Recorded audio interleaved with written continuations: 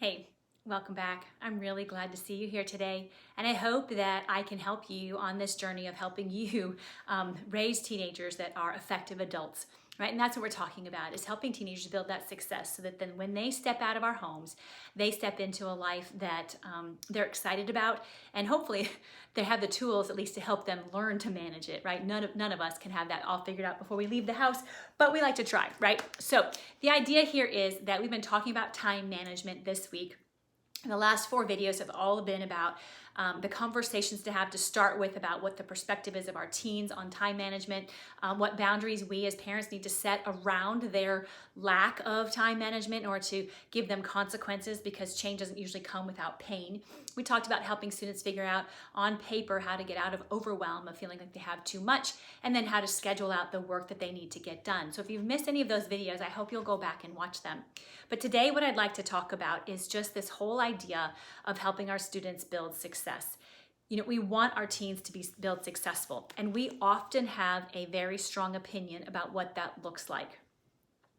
What I'd like to put out there to propose to you is that often our definition of success for our teens does not match their definition of success for themselves. This can lead to a ton of conflict. Can you see how that might work, right? And so they're trying to work towards their version of success, and we're trying to push them towards our version of success, and they're not aligning, and next thing we know, we've got battles.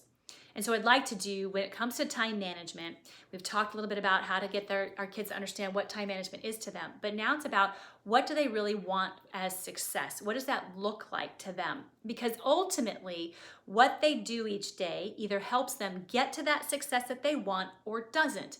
But very often, teenagers have no idea what success really means to them. It's this elusive thing out there that somehow they're going to achieve, but they haven't really ever been asked to define that for themselves. So we as parents get the opportunity to be able to ask them, what does success really mean to you? How will you know if you build success or if you are a successful human being? And what are you doing today to help you get there? Those are 3 great questions to ask for our teen, or ask our teens. But what I want to help you understand is this is not something you just drop on them at the dinner table one night, right? These are things that they need to think about and process. So maybe you start, dropping hints like, so how is success going for you this year? What does it look like for you? Any other kind of beginning questions you can think of. And then you kind of warm them up to the idea. And at some point when you're out doing something and it's kind of a low stress situation, you ask them, so what is this year like for you? And what success look like for you? So this is like the end part of this time management thing. And I know it feels kind of odd that we haven't really talked about specific things yet, but we'll talk about study habits next. But the idea here is that it really is about helping our teens define for themselves what time management looks like and how it can be beneficial for them based on the kinds of success that they want in their life.